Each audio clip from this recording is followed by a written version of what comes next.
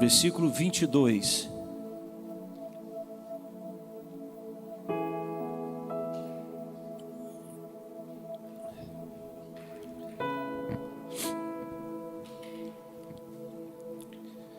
Podemos ler?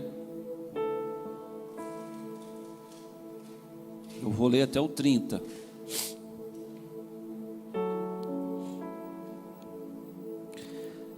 Capítulo 3 de João, do Evangelho,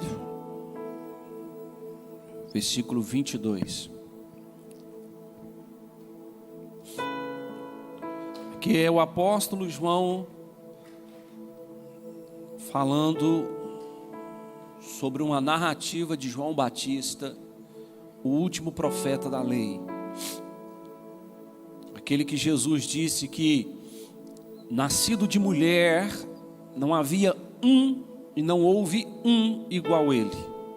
Nem Abraão, Isaac, Jacó, nem Moisés, nem Josué, nenhum daqueles do velho pacto, nascidos de mulher, era igual a ele. Nascido de mulher, ele era grande.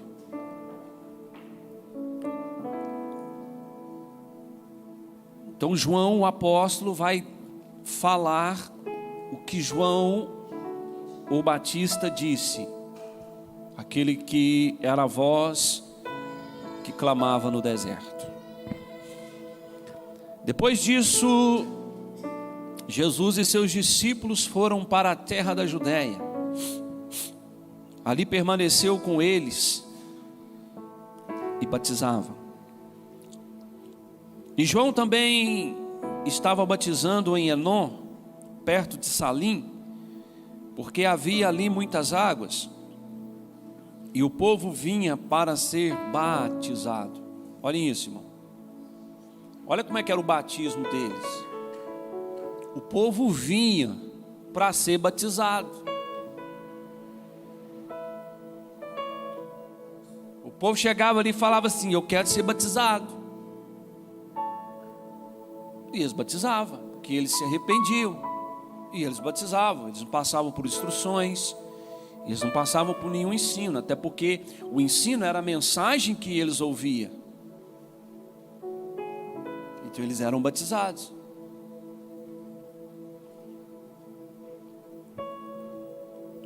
Porquanto João ainda não tinha sido aprisionado, então João ainda não tinha sido preso, para perder a cabeça.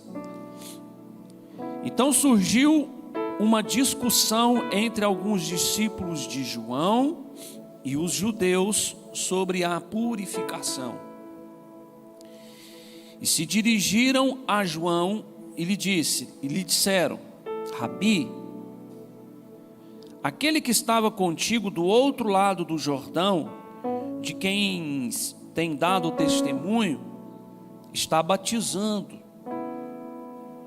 e todos estão indo ao encontro dele. Ao que João esclareceu: um homem não pode receber coisa alguma, a não ser que lhe tenha sido dado do céu.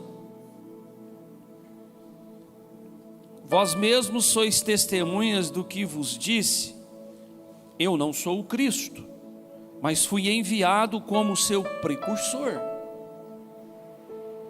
Isso é João, o apóstolo, falando o que João disse e da discussão que houve. Por quê?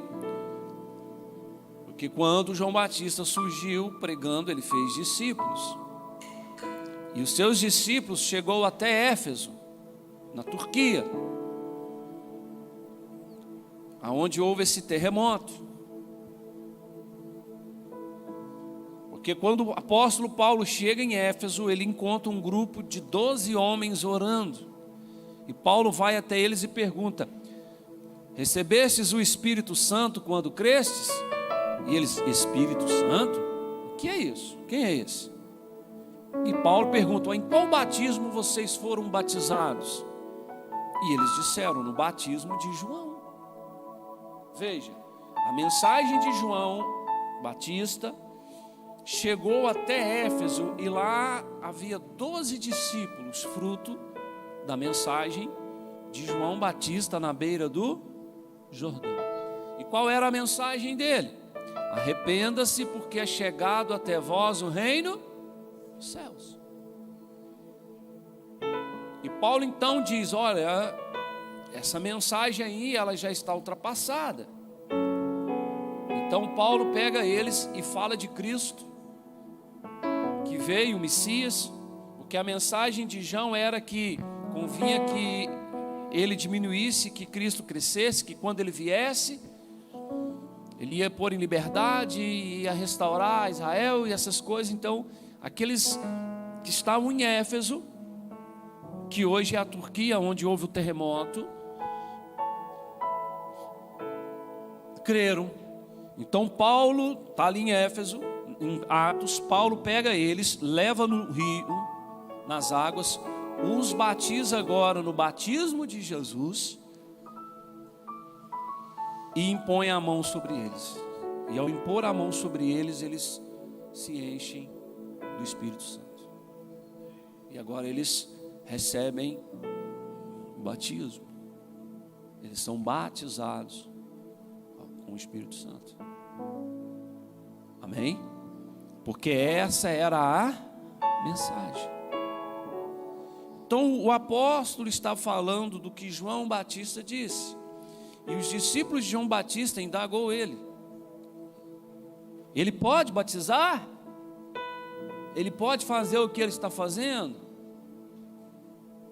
E aí então João Batista diz: sim, porque ele é aquele que eu falei que viria, que eu não sou digno de desatar as sandálias dos seus pés. Então convenha que ele cresça agora e que eu diminua. Certo? João está dando essa explicação. Versículo 29.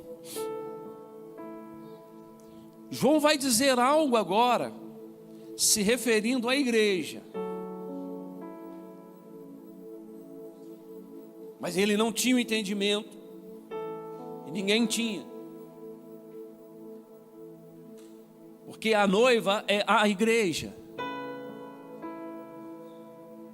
João era profeta, e ele diz: olha, o que tem a noiva é o noivo. Pronto, morreu, só isso, acabou. Ponto e vírgula. Agora ele vai mudar de assunto. Porque não é isso no português? Vírgula, continua. Mas o ponto e vírgula dá uma pausa para uma mudança no assunto, não é isso? Ou eu estou errado? Cadê os professores aí? Me ajuda. Bom. O amigo do noivo que lhe serve, diga comigo, o amigo do noivo que lhe serve e o ouve, alegra-se grandemente por causa da voz do noivo. Portanto, essa satisfação já se cumpriu em mim. Então agora ele está dizendo assim, ó: o amigo do noivo que lhe serve e o ouve. Ele está falando de quem agora? Dele. Agora ele fala dele. Eu sou o amigo do noivo. Então ele lhe serve e ouve, alegra-se grandemente por causa da voz do noivo. Portanto, essa satisfação já se cumpriu em mim, porque João Batista não o conhecia. E em carne, João Batista e Jesus eram primos, porque João Batista era filho de Isabel e Jesus filho de Maria, e as duas eram primas. Só que João cresceu por um lado e Jesus por outro. E João não sabia que Jesus era o Cordeiro de Deus. E ele havia recebido uma ordem para pregar e anunciar até que ele aparecesse. E o dia que ele apareceu, A voz profética do Espírito em João disse: é ele. E ele olhou e ele estava no meio da multidão e ele disse: eis o Cordeiro de Deus, que tira o pecado do mundo. E ele então sai, tira suas sandálias e vai ao encontro de Jesus e diz: me batiza. Jesus diz: não, a autoridade está sobre você. É necessário se cumprir a justiça. Justiça é posição correta diante de Deus.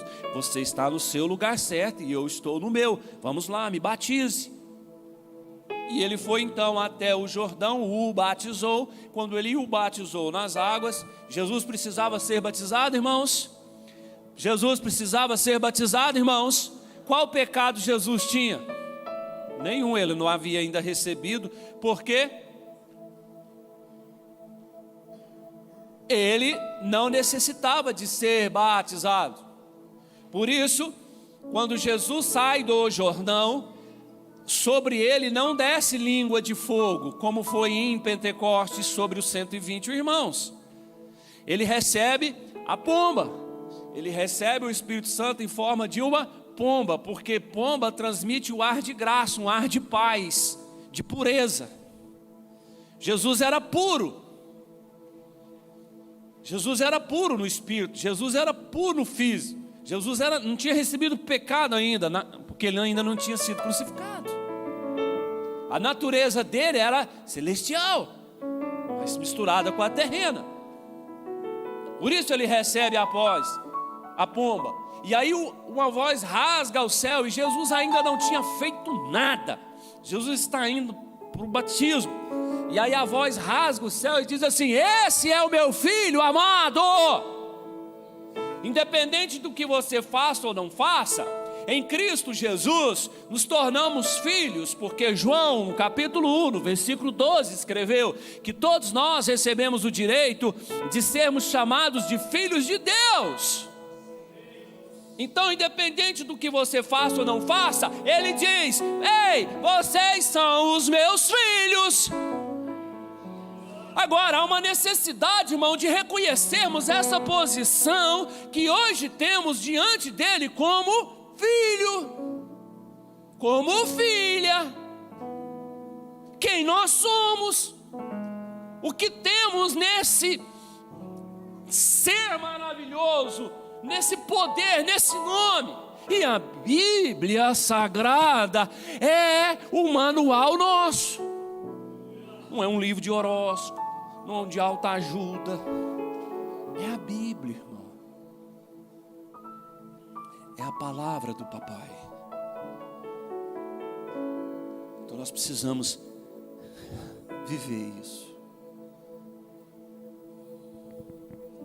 Mas lá em Pentecostes, quando os irmãos receberam o Espírito Santo, vieram línguas de... Porque o fogo é juízo, a natureza deles era pecadora, natureza ainda terrena. O fogo queimar e purificar, filho. Por isso eles não receberam a pomba, eles receberam o fogo, línguas de fogo. Então João está dando testemunha dele. Então o noivo é quem tem a noiva. A noiva, o que tem a noiva é o noivo. E um amigo do noivo, diga comigo, um amigo do noivo. Aqui está no singular. Porque ele está falando dele, o último profeta da lei. O último. Porque Jesus é transicional. Jesus vai viver, mas ele vai implantando a graça.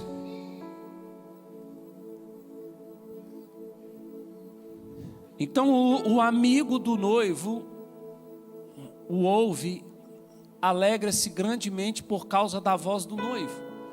Portanto, essa satisfação já se cumpriu em mim. Então João está falando dele, certo? Sim ou não?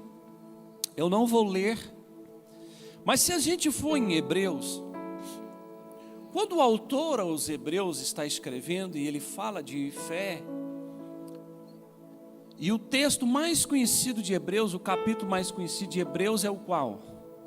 O 11. Porque ali estão os heróis da fé.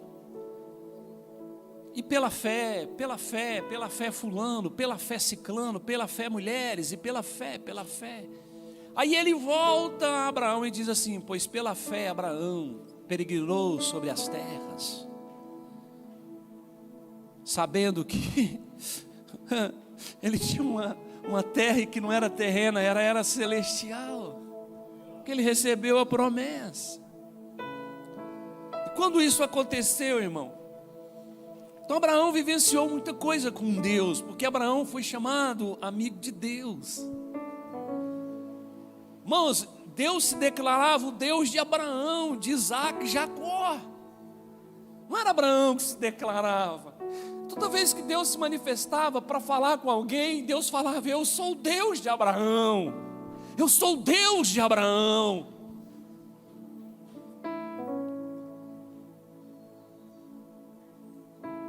Isso era o Velho Testamento. E o dia que Abraão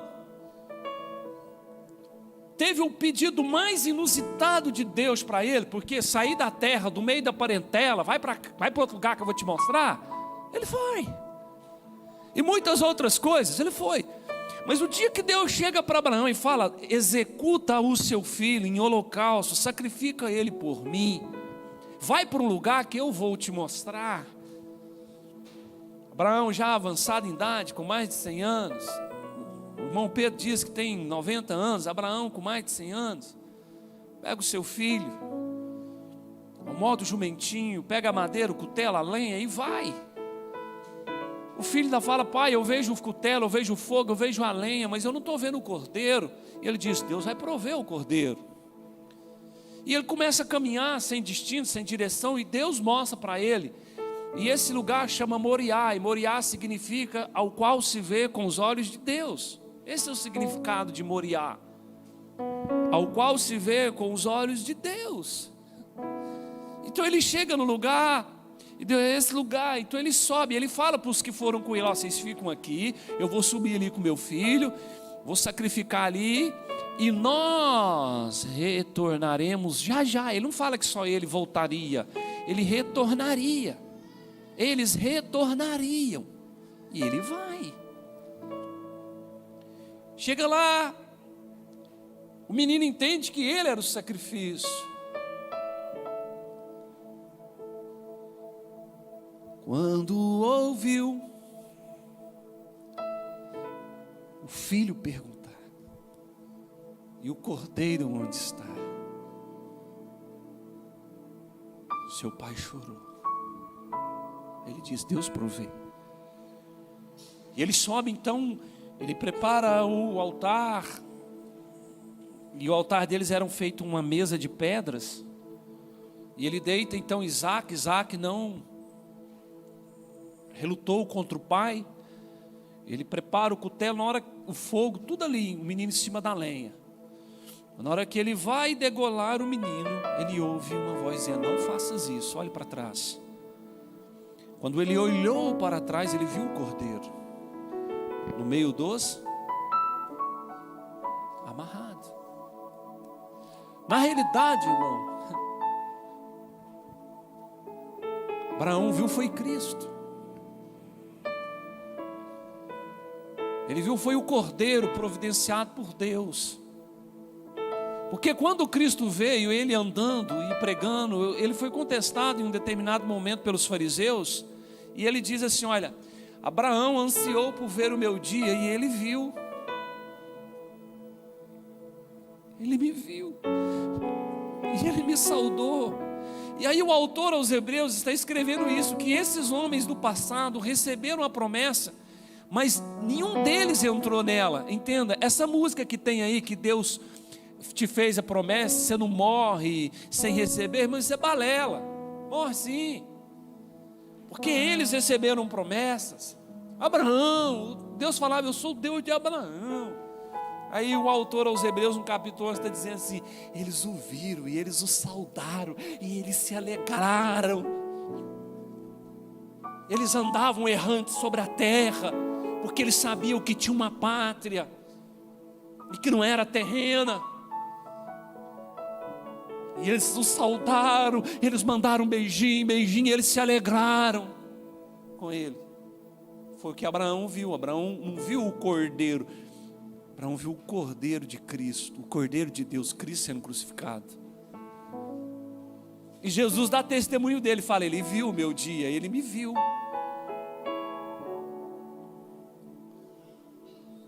Ele me viu. Porque eles andaram. E aí agora João Batista diz assim, olha, o noivo tem a noiva, mas um amigo do noivo se alegra. Certo?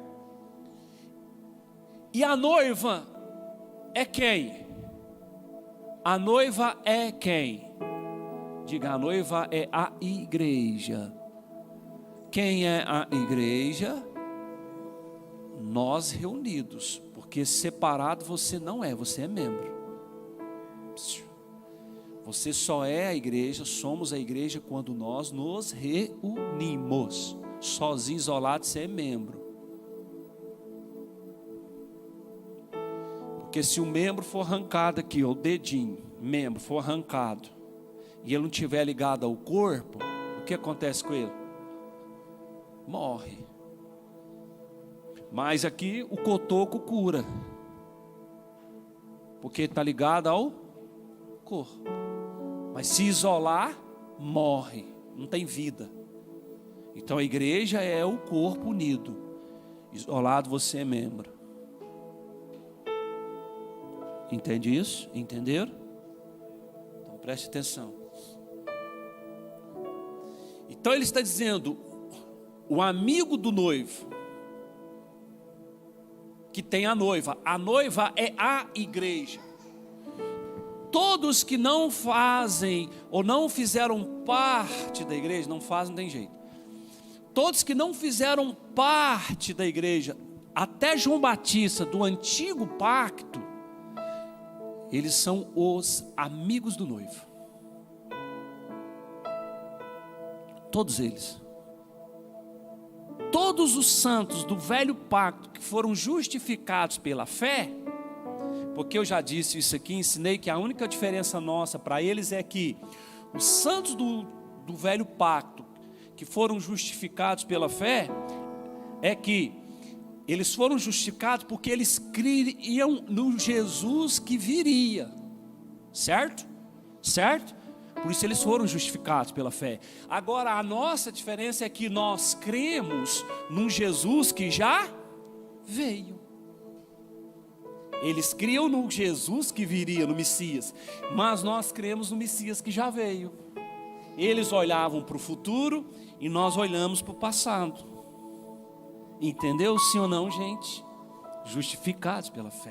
Só que nós fazemos parte da noiva, nós somos chamados a noiva do Cordeiro. Mas os santos, até João Batista, e ele está dizendo, pois o amigo do noivo o serve,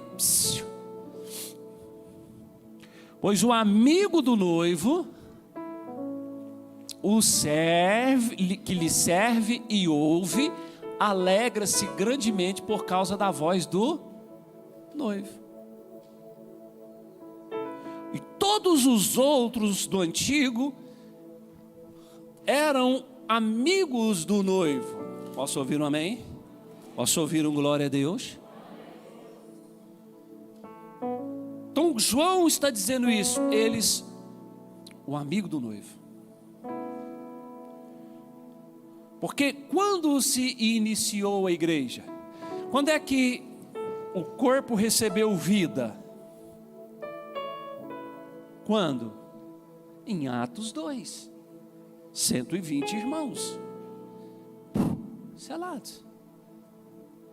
Ali a igreja se inicia, mas ela é gerada onde? Na cruz, do lado. Quando o soldado perfurou o lado de Jesus, saiu água, o sangue que purifica de todo pecado, e a água que simboliza a palavra, que nos purifica, que nos lava, que nos santifica todos os dias. Porque a igreja do Senhor, ela é santificada pelo lavar da água, o lavar da palavra. Porque a palavra tem esse poder. Amém, Jesus? De levar um homem a um arrependimento genuíno, profundo, só ela. Recentemente eu estava ouvindo o pastor Rodrigo, eu gosto muito de vê-lo, ele é adventista, mas ele é um arqueólogo, e ele foi num podcast, e ele contou a história de um homem, um serial killer, que matou algumas pessoas, e ele estava no julgamento, e os familiares das vítimas estavam lá. E aí uma chegava e dizia: você é um assassino, você vai apodrecer, e vomitava ódio por ele, e ele nem mudava a afeição, ele continuava do jeito que ele estava. Mas aí chega um homem e diz para ele: olha, você roubou o bem mais precioso que eu tinha, você assassinou a minha filha, você acabou com a minha vida. O meu coração e o meu desejo é de te matar, de te odiar, mas por causa da minha fé, por causa daquele que eu sirvo,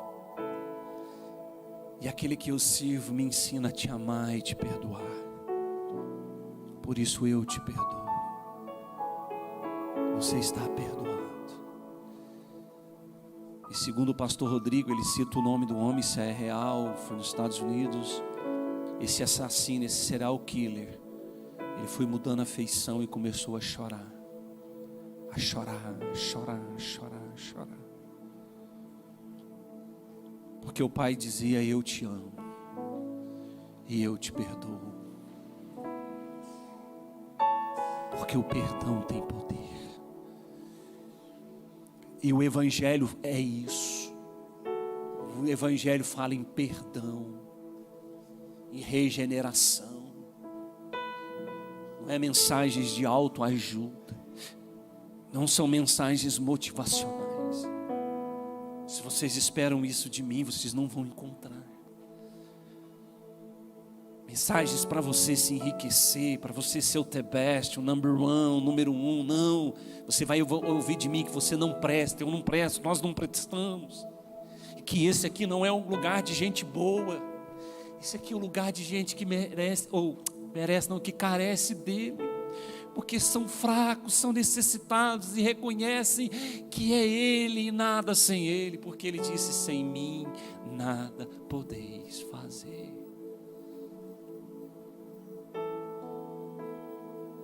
Mas João disse: olha, eu sou amigo do noivo, e os que vieram também são amigos do noivo. Diga glória a Deus. Agora vamos para Apocalipse 19.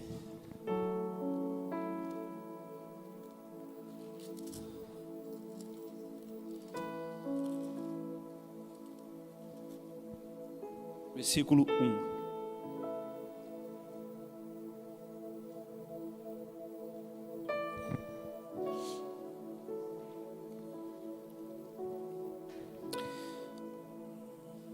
Havendo passado esses acontecimentos, ouvi no céu uma voz grave que anunciava: aleluia! A salvação, a glória e o poder pertencem ao nosso Deus, porquanto verdadeiros e justos são os seus juízos. Ele condenou a grande prostituta, que corrompia a terra com sua sedução, e das mãos dela vingou o sangue dos seus servos. E mais uma vez a multidão reunida exclamou: aleluia! A fumaça que dela parte sobe pelos séculos dos séculos.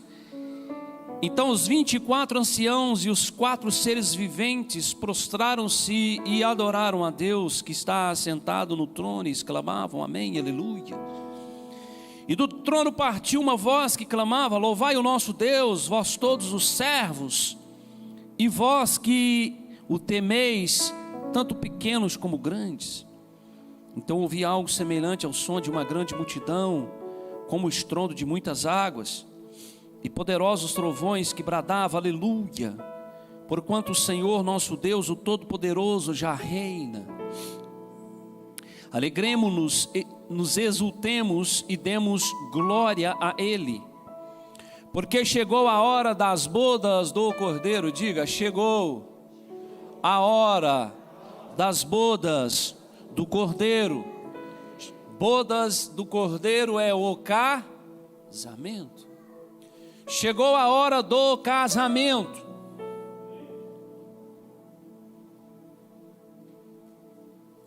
Algum irmão ou algum irmão tem um convite de casamento aí na Bíblia? Recebeu algum convite de casamento? Não. Mas todos aqui, eu vou fazer a pergunta diferente. Quem aqui nunca recebeu um convite de casamento? Nunca recebeu um convite escrito, impresso de casamento? Levante a mão. Então todos já receberam. Eu colecionei muitas coisas na minha vida. Muitas.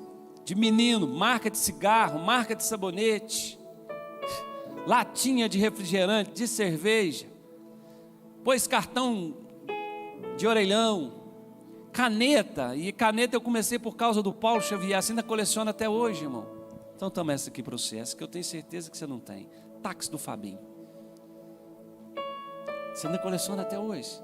Você tem uma quando? Umas 5 mil? Quase 4 mil. Bic você não quer não, né, bonita? Não. Eu colecionei muitas coisas. E existe duas coisas que eu tinha vontade de colecionar. Uma era rúbrica, assinatura. Eu tinha vontade de colecionar rúbricas. Porque existe cada rúbrica bonita, irmão. Mas em compensação tem umas que, meu Deus do céu. Hã? E a outra era convite de casamento. Porque tem cada convite, cada modelo. Quando eu casei, eu fiz um invocado. Os amigos da gráfica, os da gráfica eram meus amigos. Eu imprimi lá no convite aquele hino lá da areia, da Cassiane e Jairinho, no fundo, e no papel de cima era o papel vegetal, com a data, com a hora do local e tudo, e assim. Mas existem cada modelo, um mais chique do que o outro, de convite de casamento, sim ou não? Sim ou não, gente? E tem gente que se empolga ao receber um convite de casamento. Porque eu já disse isso para minha esposa e digo para vocês: se você recebe um convite de casamento escrito, impresso, realmente aquela pessoa lembrou de você. Você estava na lista de lembrança dela. Mas se você recebe de boca, ela lembrou quando te viu. É verdade. Porque quando ela lembra de você, no dia que ela está fazendo a lista, ela fala: fulano. Fulano, é sim, gente. Fulano. Ela escreve lá no convite. Hã? Não, Cristina. Amigo é amigo. O amigo do noivo lhe serve. E aí encontra. Fulano. É porque lembrou depois. Essa é a minha concepção. Mas o que eu quero dizer é o seguinte: quando você recebe um convite escrito que veio com o seu nome, irmão, não fura, vai, porque ela lembrou de você. Na hora, quando ela fez a lista, ela teve você como especial. Mesmo que ela tenha 300 amigas, ela selecionou 100. Ela escreveu você, ela separou o seu nome, o seu convite, ela te entregou. Ela fez questão de ir até você. Não pise na bola com ela, vá. Vá.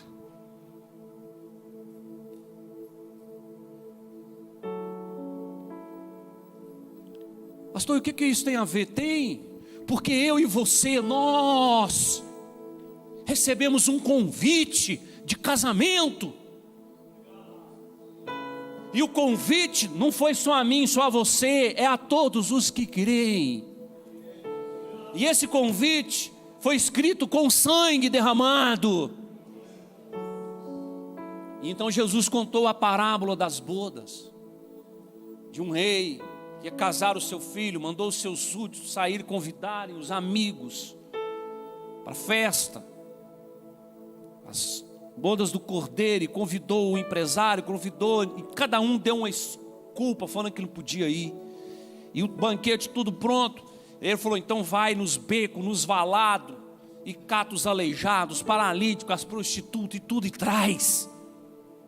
Mas vai haver bodas, porque eles desprezaram. E esses que desprezaram é Israel. E os aleijados, coxos, somos nós, os gentios, o povo não alcançado, o povo que não fazia parte da aliança, aquele povo que Isaías profetizou: fui rejeitado por um povo e passei a ser amado por um povo que não era o meu povo. Ele veio até mim, ele veio até você, ele fez um convite, e o convite foi verbal, e aquele que lhe fez o convite, abriu o convite, começou a lê-lo para você, dizendo: arrependa-se, tal, pá. E olha o que João então está dizendo, no capítulo 19,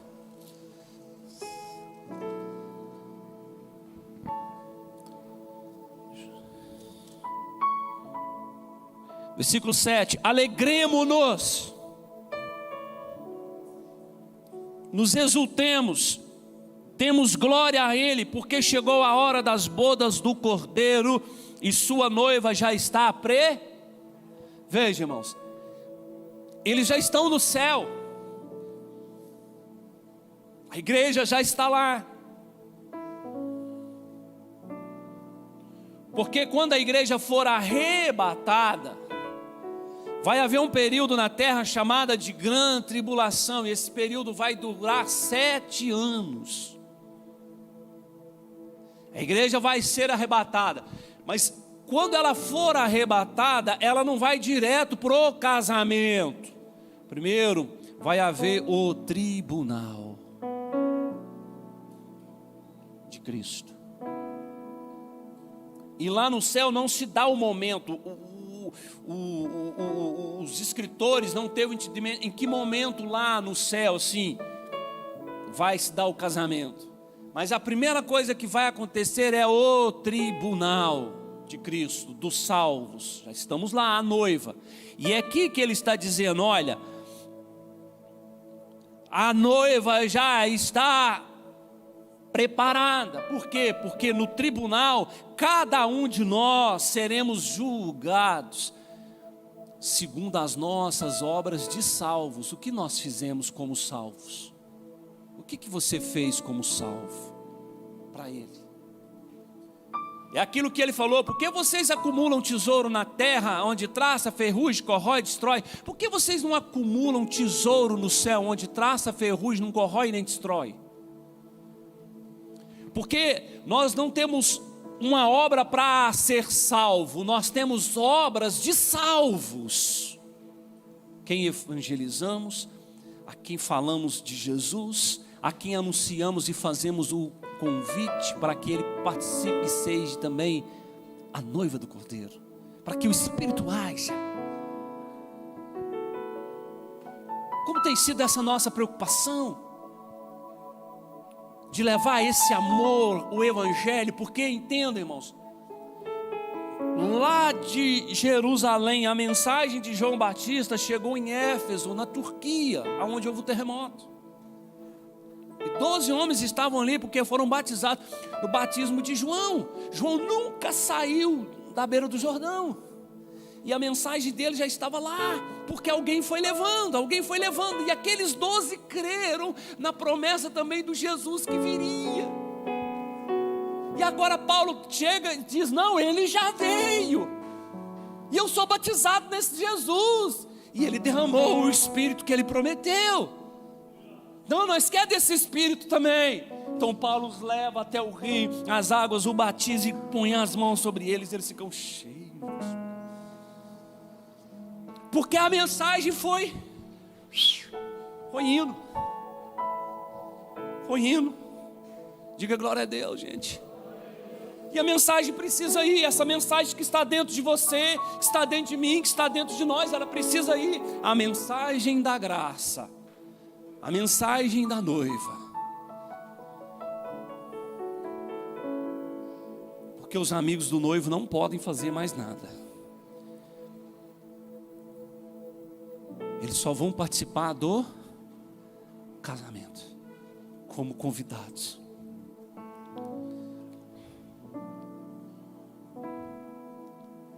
E aí então João está dizendo.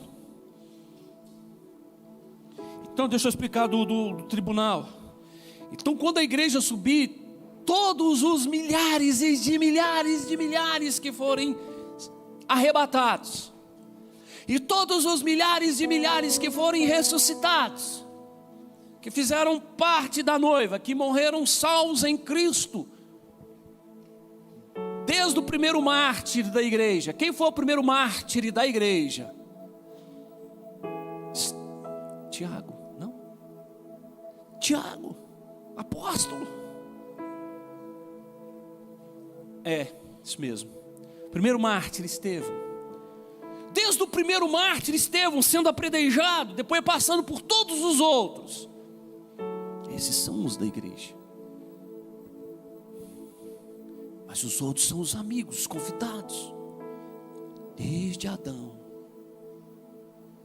até o último, nascido de mulher, que Jesus falou: em nascido de mulher não há outro igual a.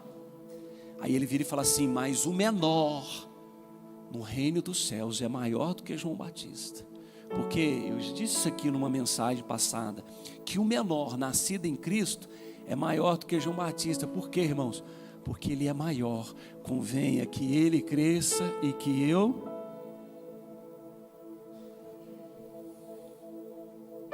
Ele diz: nós somos maior do que João Batista, porque nós não nascemos de mulher, nós nascemos de uma palavra.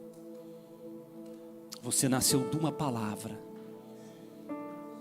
e de um sacrifício na cruz do Calvário. Continuando, versículo 8. A noiva já está preparada.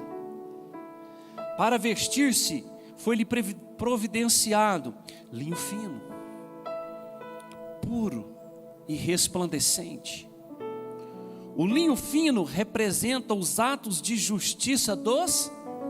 Está vendo aí, irmão? Os nossos atos de justiça aqui na terra é no tribunal. Então antes do casamento vai haver esse tribunal. Então os nossos atos de justiça lá, o linho fino. E aí, irmãos, então o anjo me ordenou: escreve: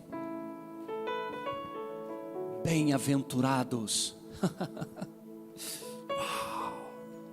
os que são chamados ao banquete das núpcias do Cordeiro. E disse-me mais: estas são as exatas palavras de Deus. Bem-aventurados.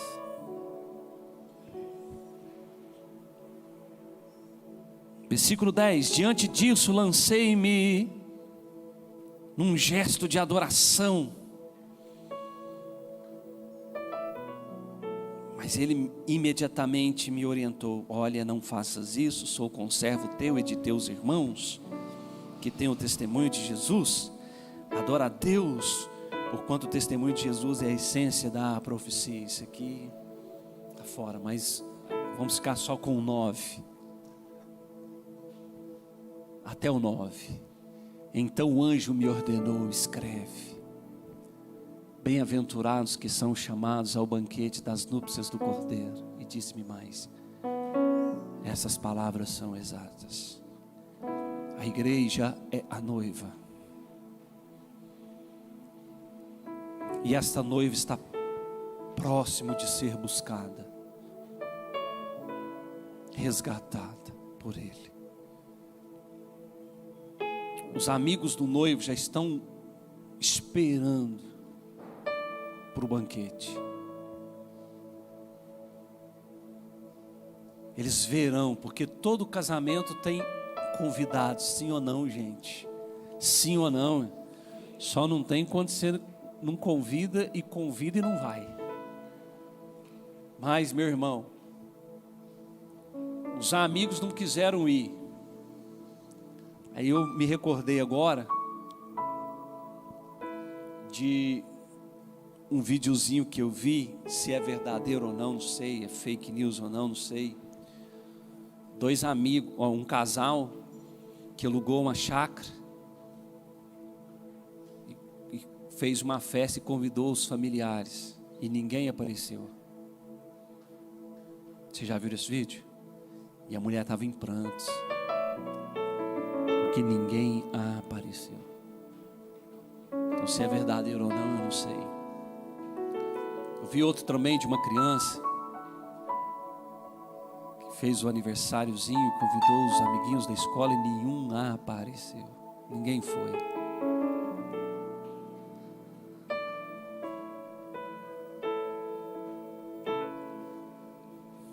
Os amigos do noivo já estão esperando, já estão aguardando esse dia, do qual a noiva será preparada. E entenda, irmãos, na cultura judaica, o amigo do noivo era quem levava os presentes, levava as coisas para a noiva, as informações. E quem trouxe as informações desde o primeiro foi os amigos do noivo, porque o noivo veio e pregou e falou e se sacrificou por ela. E eu vou terminar para nós participarmos da ceia. Os irmãos já se preparem com Efésios 5:25. Os irmãos já se preparem aqui para ministrar a ceia. Efésios 5:25 diz: maridos, cada um de vós, eu vou trazer para o singular, marido, ame a sua mulher, a sua esposa, assim como Cristo amou a igreja e se sacrificou por ela. A Alessandra, ela estuda, ela lê, ela medita mais do que eu. E ela me disse algo um dia sobre o amor. Você não vai encontrar e não vai ler nenhuma escritura, uma ordem para a mulher amar o marido.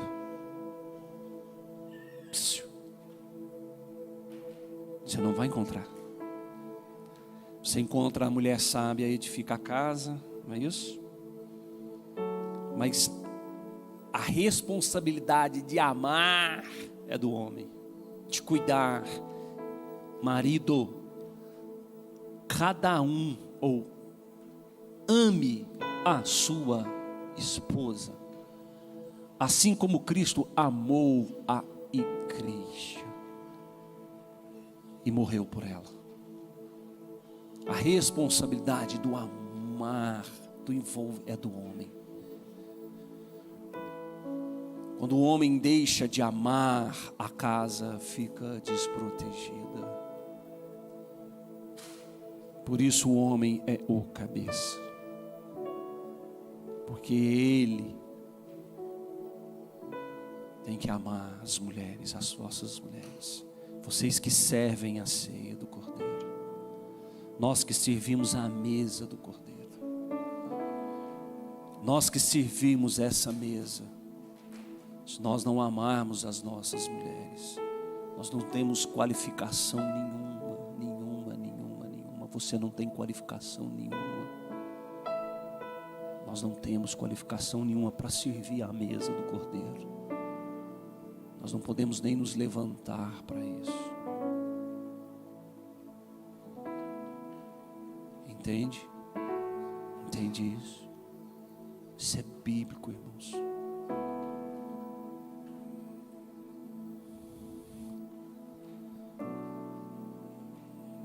Ame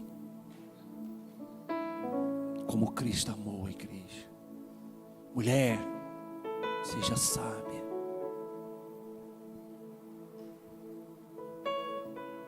Ele está vindo buscar a sua noiva, porque os noivos aguardam para o grande banquete, para as núpcias do Cordeiro.